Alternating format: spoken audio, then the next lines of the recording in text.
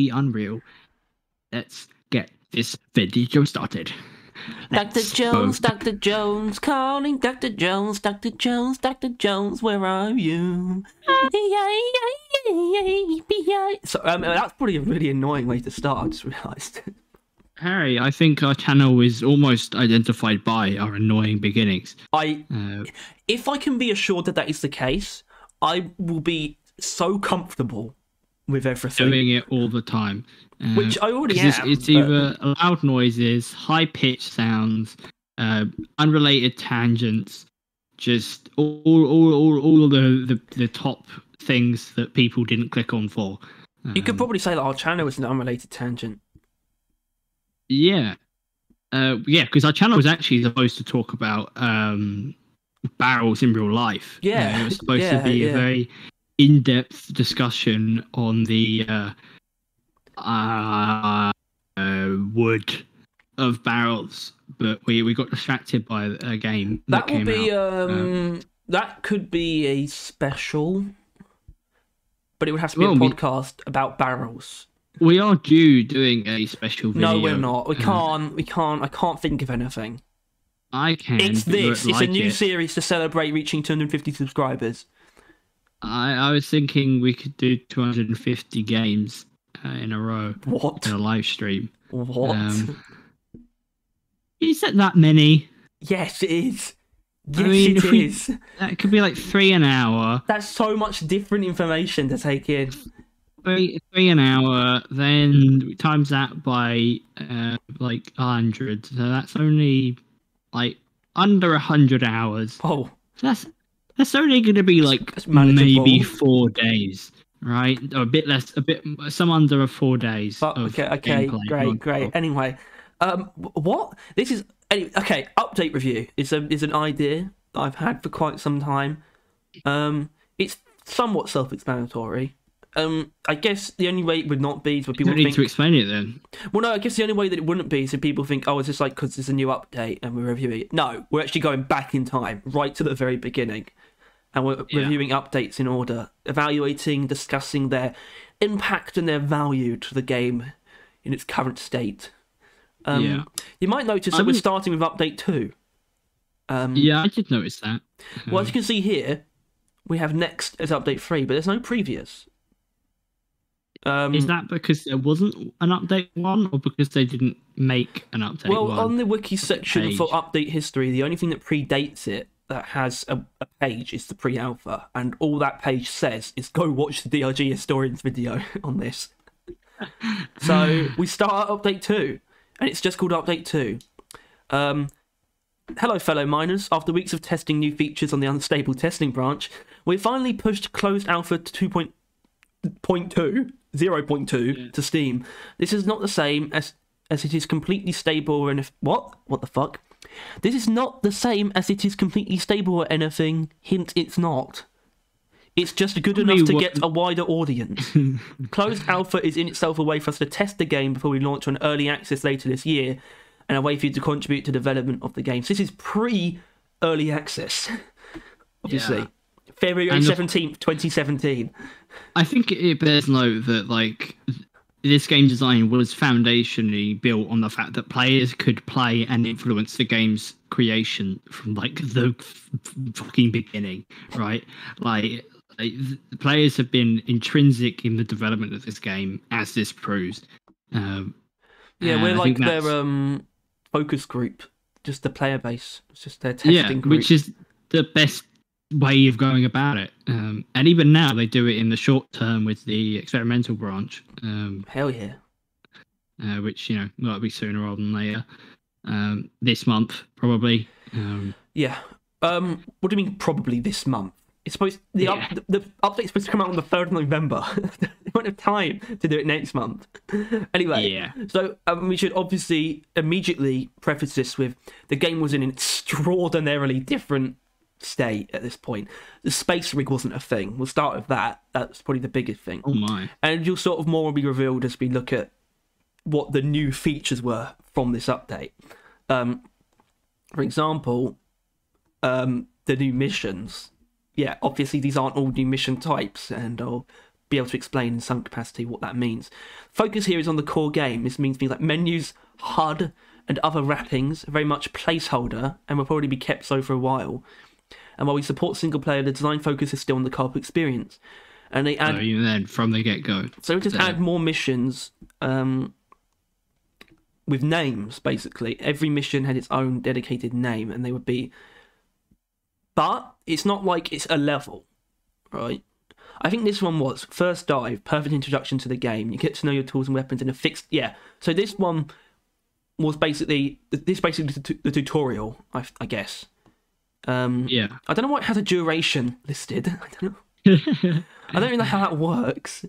Either way, I think this is the only one that's just exactly the same, but at the same time, this stuff's all a bit weird, right? And for example, the rookie grinder, the level... Okay, this one's also the same. You need to show some skills in navigation and combat to make it out alive, either alone or in a group. Practice here until you feel confident for the next step. So, I guess this was a point where, as we'll see with the next few, they knew that they wanted to do randomised missions, but I think they had sort of fixed experiences to sort of ease players into it, which is a bit odd. That goes beyond just the tutorial. And I think this is it does any other game. I don't think any other game has ever done something like this. Where you like you have your tutorial, and then you have like your tutorial plus that you will just stay on until you're comfortable. I suppose that's this one, and this specifically is a placeholder mission, though. I don't think they would ever tend to keep it around. It was just so they had a fixed experience. Probably it's just like a testing ground. But given that it's a fixed level that isn't a tutorial, you could almost see it as a precursor to deep dives. Maybe not in intention, though. Just with the way it is. Probably wasn't... Yeah. It probably didn't... Deep dives probably weren't inspired by the rookie grinder, but they are similar in nature in some way. But you see, and then we get to something like infested chasms. Now, I should also note that the objective for all of these would probably just be like mine like 100 gold or something. In this case, it does actually introduce more kite. And random level. Anyway, what were you saying? Yeah, that's also now random. This is their, but it's still specifically linear. And I think linear in the sense of this was probably just the mining expedition. Yeah, that is linear, a linear random level. That's basically, that is a Morkite mission. A mine Morkite, and continue to the next one. 2 to 4. So you had to play this with multiple people. And the only ones that you couldn't were the fixed levels. Well, that's just a bit odd. That's just. You would hate that. That's still around. Black Holm. It just says the longest and most challenging linear level. It doesn't say if it's randomised or not. I guess with many cave variations, probably I think that's just in the level itself. And I guess this is just a precursor to longer missions. Yeah, it's an optimal experience for teams of seasoned players. So that also, I think, implies fixed difficulty. Yeah. Well, I don't think, hazards are a thing at this point. No. I think if you want an easy experience, you play that rookie grinder. And then if you want more difficult ones, you go up to Black Hulkrum and then... Hulkrum. And then, I guess, I assume it is that difficult one. But then there's Fractured Cavity, which, what a name. Open level full of intersecting caves. Make your own path, collect the minerals, and explore a very different map in every session. Okay, so Fractured Cavity is not a linear one. This is probably, we're going to be looking at something more like... I suppose what it's really best to say about these is just I wouldn't say these are precursors to any specific mission types. It's more like precursors to linear and non-linear mission types. The fact that those were the two types of level structures, map structures they would go with. These are missions, but they really are more them playing around with the cave structure and like what they were actually intending to do with the design of them. That's more this is than actual missions. Other than, I guess, Morkite, which is there. And by that description, hasn't really changed. Yeah, and I suppose in this sense, they were also fixed settings. I don't know if they actually had different looking caves, but biomes weren't really a thing at this point either, because it was just fixed levels, I guess, and it's not like you can see what biome you're going to because they weren't really a thing.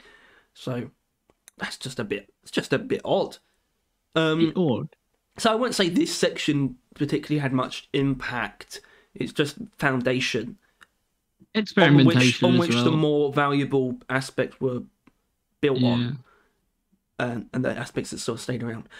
Something that did stick around was the Mule, Yeah. which was first introduced in this update, and which also introduced the carry limit, because obviously before you just mined everything and you didn't need to put it anywhere, and the Mule introduced this mechanic. So I'd say massively impactful, because the Mule stuck around and it's just a big feature of the game. Yeah, I mean, and dictates this entire aspect of the game of resource management.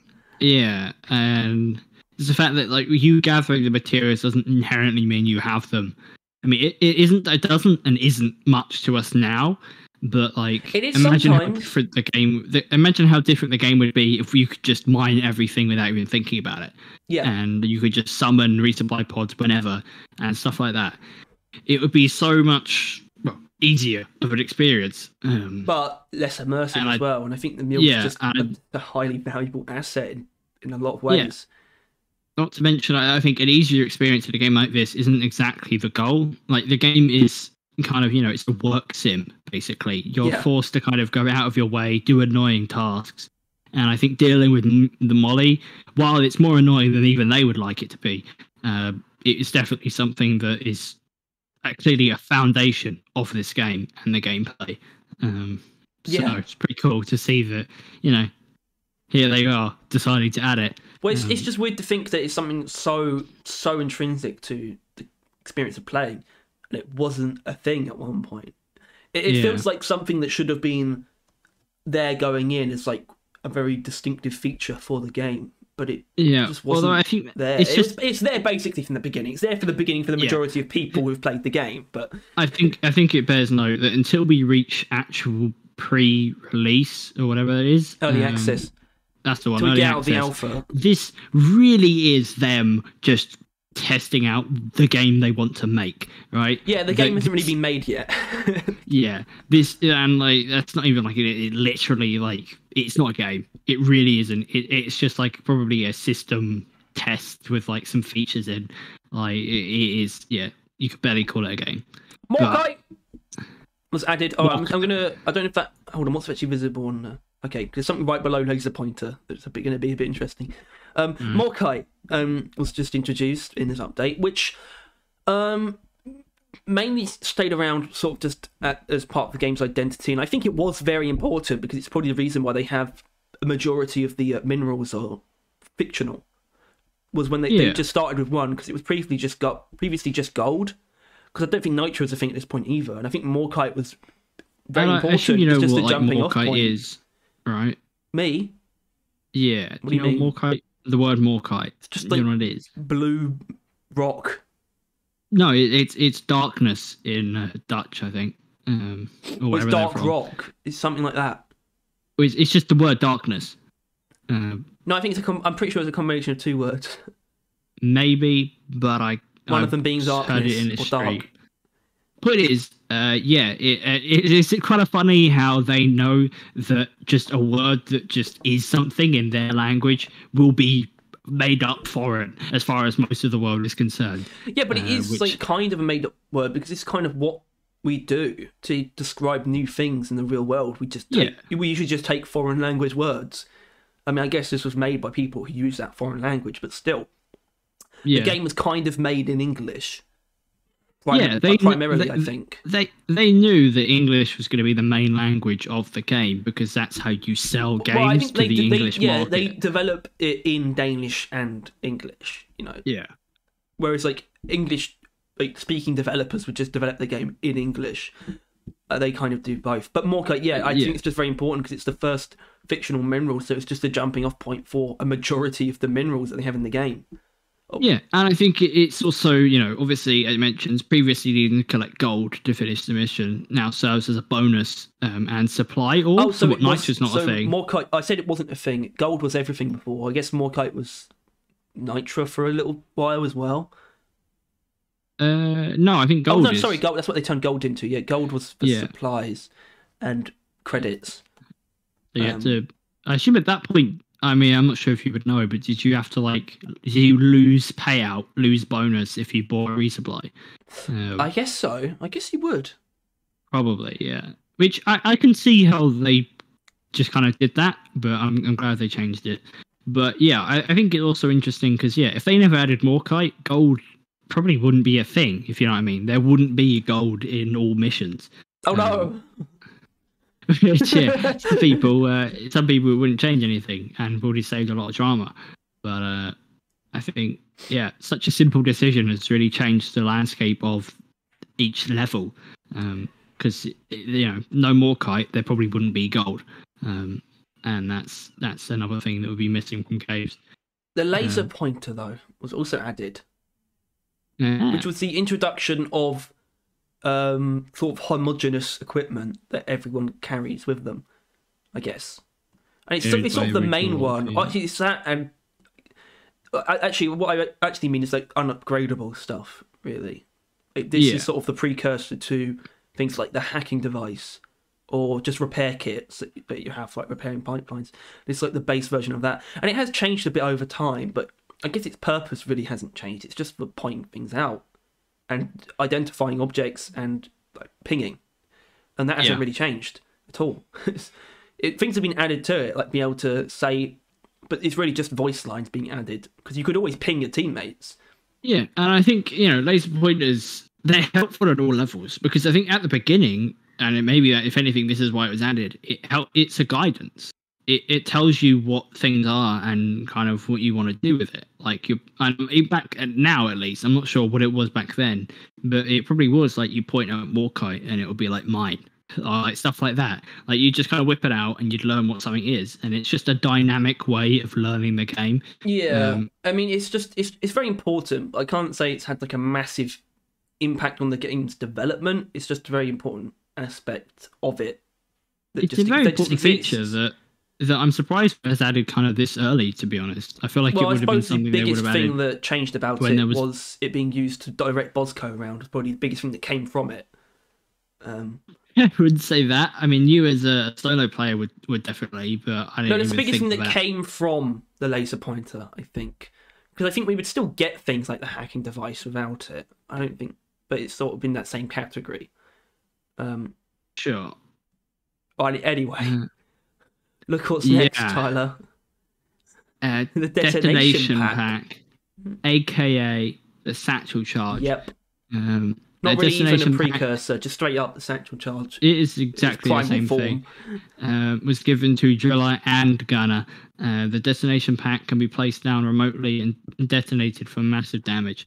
So, do you know at this point in time if the Scout and Engineer even had anything there? I think Engineer always had his turrets, and I think the Scout probably had the flare gun as well. So these two just didn't really even have anything. That's a weird thing. I guess that's something that the updates don't really tell you.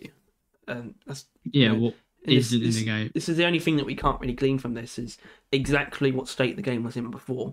We can only make sort of guesses, I mean, from now on, we kind of can, but because there isn't like a one, then yeah.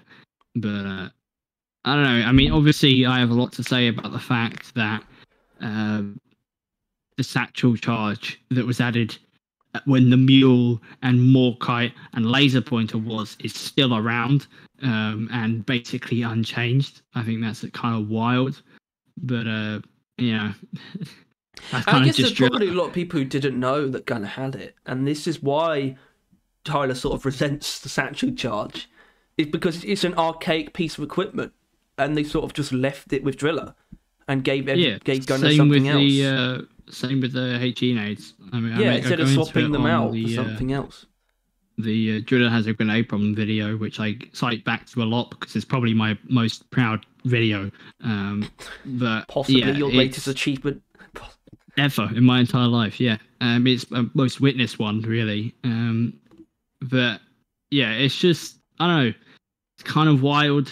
But then again, I mean, if you think about it, if Engineer already had his turrets and Scout already had his flares, it's not that weird that it's still, in the game. And I think at the time, certainly, it's not like it doesn't suit Gunner. Yeah.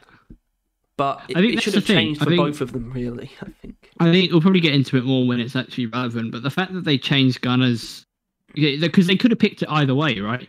And that would have changed so much. If they had given Driller the shield, then Driller would have turned into the defensive character, right? Like, that would have been what that did to Driller. Weird.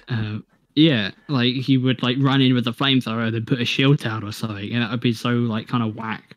Except they kind of, I guess they read the characters and they were like, oh no, Driller's an offensive all the way. Meanwhile, Gunner is the slower defender, which was defined when they basically made the shield, I think.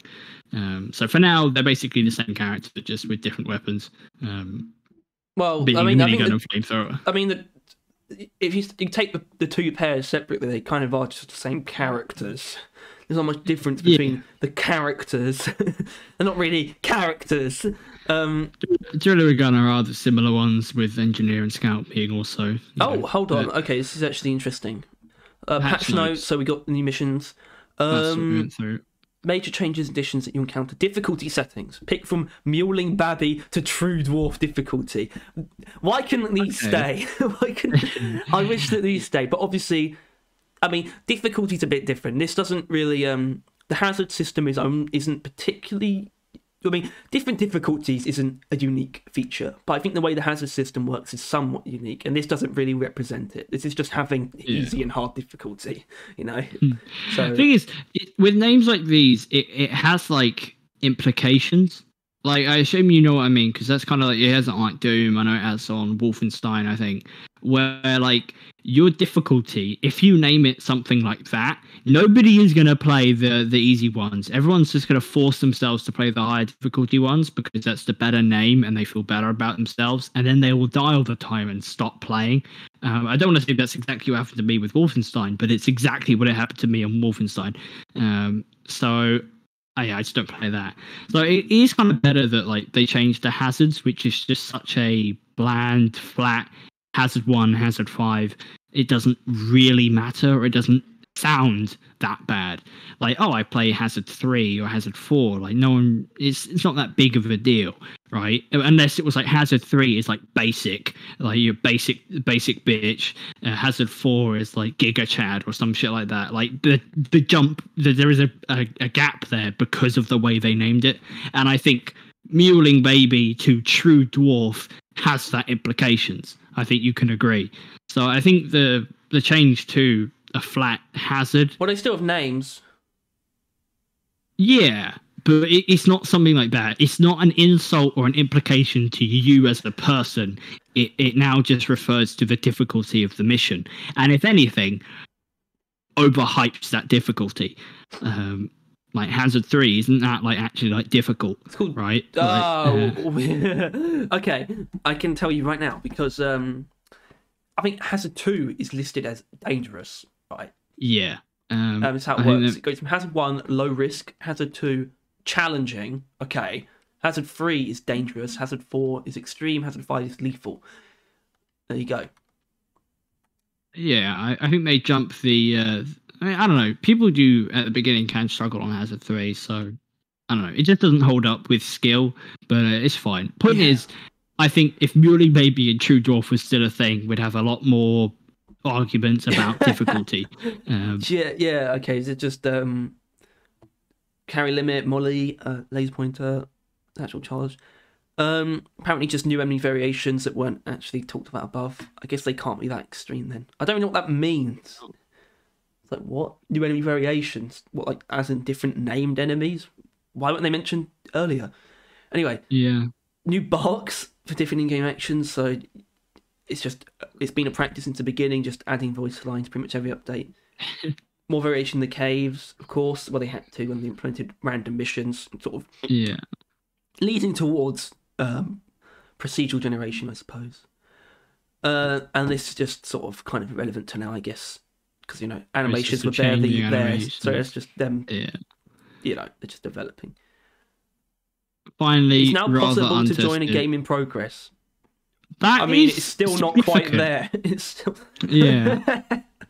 Well, you can join people in progress even if they're in a solo game. It works. It's, Well, that was whatever. Right.